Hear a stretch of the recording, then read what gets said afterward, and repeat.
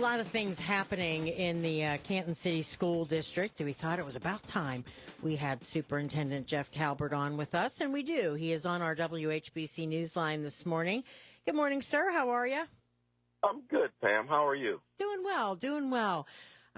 There's so many different things to talk about, a lot of great things going on. Most recently, I wanted to first ask you about open enrollment because I know that was something that the district kind of shied away from for a while, and just explain, why you gravitated towards it now and why it is part of what you're going to do. Yeah, it is something that, Kent City has stayed away from. I think of all the districts in the county, there may be, up until now, there were 4, and then when we have it next year, there will only be 3 school districts that are not doing it. But there was a lot of reasons that, looking at it today, it's probably time for us to make a move. One of those, the largest of those reasons is we have 3,000 students each year who choose to leave the Canton City School District and to go to other schools, whether those schools are state-funded charter schools, non-public schools, or open enrollment to one of our neighboring districts. And so when we looked at that, we said, there's not a way for a student to choose us for whatever reason they want to come to Canton City Schools. The answer is usually you have to pay a scholarship. In rare cases, we can do a superintendent's agreement, or the answer is no. And we felt that with the increase in the cost of educating students, with the number of kids we have leaving us, with the budget shortfalls that we are going to see, we needed to find a way to say yes to those students where we have seats available. And this is going to help you, obviously, when kids can make that decision and come into Canton City Schools, like you said, with enrollment and things like that. But there are those people out there who are going, yes, and it could help the sports programs too, right? Yeah, it's funny that has become the lead, and every day that I've been superintendent in the Canton City Schools, I've had people suggesting that we have open enrollment for athletic purposes. And as a former athletic director and a former coach, back when open enrollment started, if you wanted to have kids come and support and boost up your athletic programs, then that was the way to do it. But with the rule changes in the Ohio Athletic Association, which says that if you don't move into the district, a bona fide move in, you are ineligible for the second half of that sports season, that pretty much has made that, that benefit null and void for kids in grades 9 through 12. And so most of the time when kids go to a different district, they either do it in the middle school years or they actually move into the district where they're playing. And so, yes, back when open enrollment started and people were open enrolling and doing those types of things, it was a lot of districts did it for athletic purposes, but that's not something that's going to help us at this point in time. And there's still rules for open enrollment, right? Things they have to do to be able to take advantage of it. Well, for us, we'll have a window that open enrollment will be open, and we're working on that right now. But we believe for next year it'll start sometime mid-April and end in early August. And then we have to have space in programming. And so, we have some really terrific programs, and usually the calls that I get are about our early college high school program, our arts program.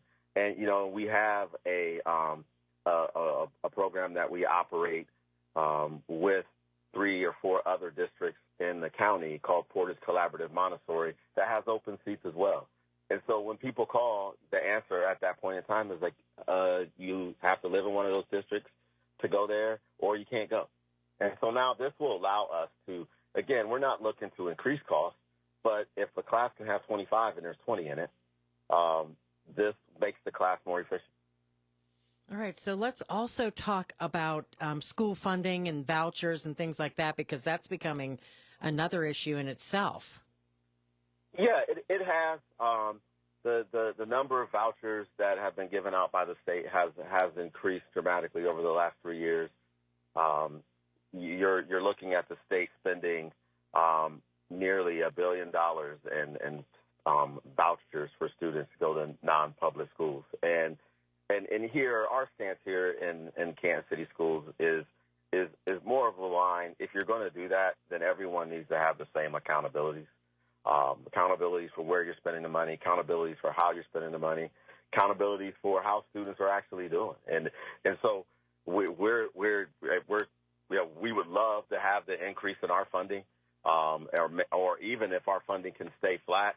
But if you're going to give it, let's look at accountability. And as far as the state funding plan, we have a plan. Is it perfect? The state voted on a few years back called the Fair Funding Plan. This year is supposed to be year 5 and 6 of implementation of that funding plan. And what we're seeing coming out of Columbus right now is that they plan on moving forward with funding year 5 and 6 of that plan as promised, but they're not adjusting what they call the inputs. And basically, that's adjusting for inflation. And as we all know, prices for everything has gone up. And here, just like we do at our homes, the school district has expenses. We buy food, we buy gas, we buy electricity.